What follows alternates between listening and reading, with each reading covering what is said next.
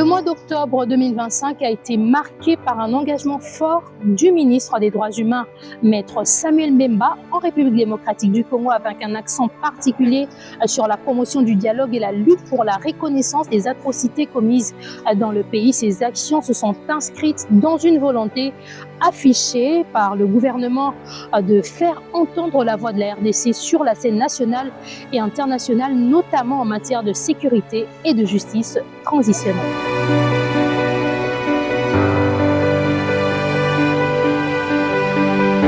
Les assises de la première édition du Forum national des droits humains ont été ouvertes jeudi 9 octobre à Kinshasa au sein du Palais du Peuple par la première ministre Judith Suminwa Tuluka, qui représentait le chef de l'État. À cette occasion, Maître Samuel Mbemba, ministre des droits humains, a rendu hommage au chef de l'État et a appelé à la reconnaissance du génocide commis en République démocratique du Congo. Suivez.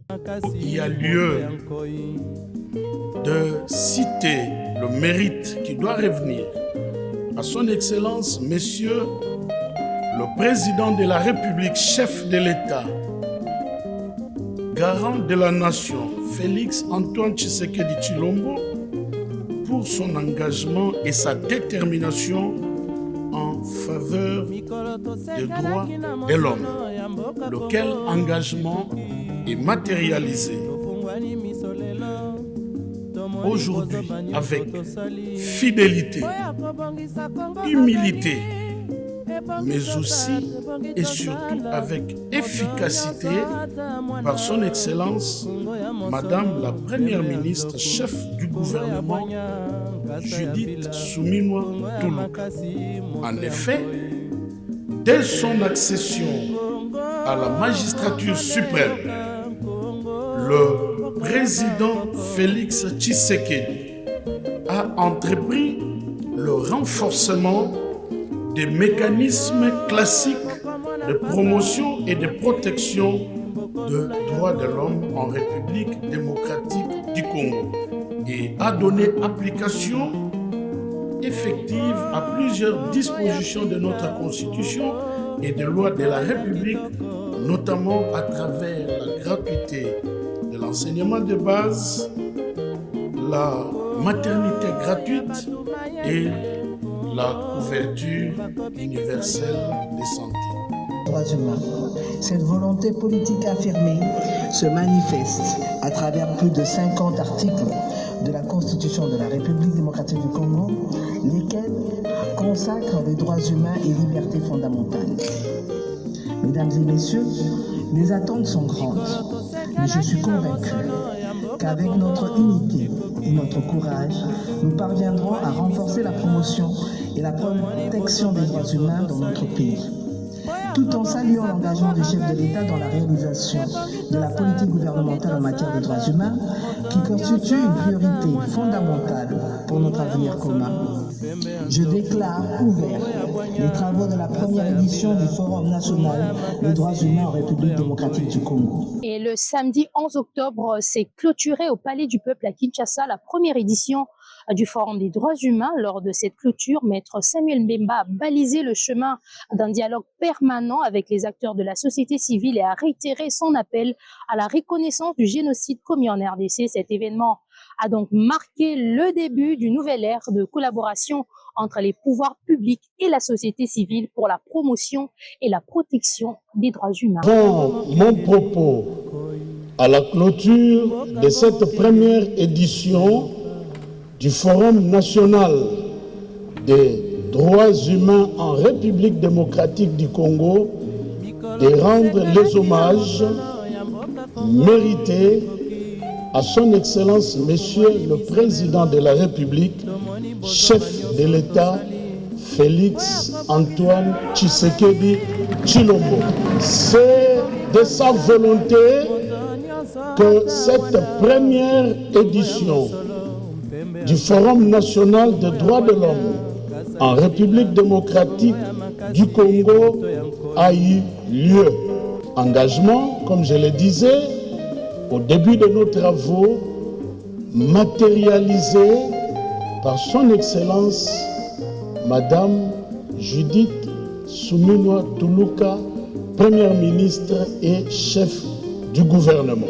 Lorsqu'il a plu à son Excellence, Monsieur le Président de la République, de me nommer ministre des Droits humains de la République démocratique du Congo, je me suis dit qu'il faisait de moi le défenseur officiel des droits humains dans ce pays.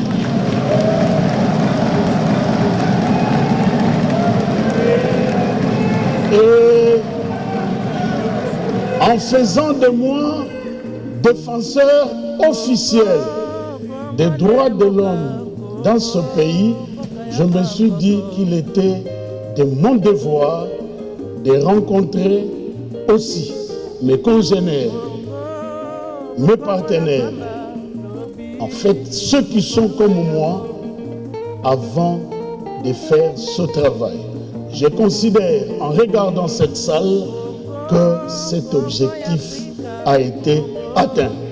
Toujours pour ce mois d'octobre, le ministre des Droits humains, Maître Samuel Mbemba, a séjourné à Banjul en Gambie, où il a pris part à la 85e session de la Commission africaine des droits de l'homme et des peuples. Devant cette instance panafricaine cruciale, le ministre a appelé la Commission à envoyer un signal fort pour décourager le Rwanda et la main invisible derrière lui face au drame du Génocoste qui se commettait en RDC. Ce plaidoyer a donc marqué une étape importante dans la dénonciation des agressions et des violations des droits humains à l'échelle du continent. Reportage. Mesdames et messieurs, c'est pour moi un plaisir et un honneur de prendre la parole au nom des États partis de l'Union africaine.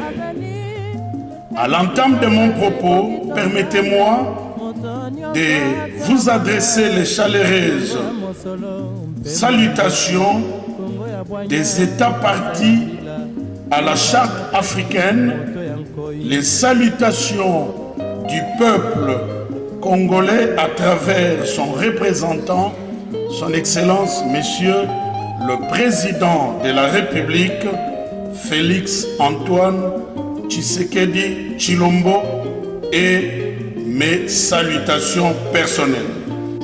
Mesdames et messieurs, des Africains sont en train de mourir en République démocratique du Congo dans l'indifférence de la communauté internationale.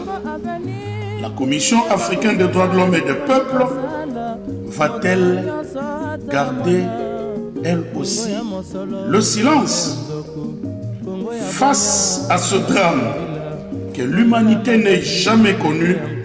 La Commission est appelée à envoyer un signal fort pour décourager l'entêtement du Rwanda et la main invisible derrière elle. Et en fin de ce mois d'octobre, le ministre des Droits humains a porté son message jusqu'en Europe. Le mercredi 29 octobre 2025, Maître Samuel Mbemba a été reçu à Lisbonne, au Portugal, par le centre nord-sud du Conseil de l'Europe. Il a construit son plaidoyer pour la reconnaissance du génocide congolais autour d'une accroche centrale et percutante. La neutralité ne protège pas les victimes, elle encourage l'agresseur. Cette déclaration a donc souligné l'urgence pour les institutions internationales de prendre position et d'agir concrètement face à la crise sécuritaire en République démocratique du Congo. Mesdames et messieurs, mon pays vit actuellement un drame que le monde n'a jamais connu. À la suite d'une guerre d'agression nous imposée par le Rwanda. Nous comptons aujourd'hui plus de 10 millions de morts et plus de 10 millions de victimes survivantes, et pour une population évaluée aujourd'hui à 100 millions d'habitants, ça signifie que 20% de notre population est impactée directement par cette guerre d'agression, et vous ne pouvez vous en douter, et 80% de la population en pâtissent aussi, parce que lorsqu'on doit faire la guerre, cela a un impact sur l'économie générale du pays. Je demande au Conseil de l'Europe de reconnaître les génocides commis en RDC. Votre silence sur les génocides est compris par le Rwanda comme un acte d'encouragement. En définitive, mesdames et messieurs, le mois d'octobre 2025 s'est révélé être une période charnière pour le ministère des Droits humains en République démocratique du Congo. Nous vous retrouvons très bientôt pour d'autres actualités au sein même du ministère des Droits humains afin de poursuivre le suivi de ces actions cruciales. À très bientôt.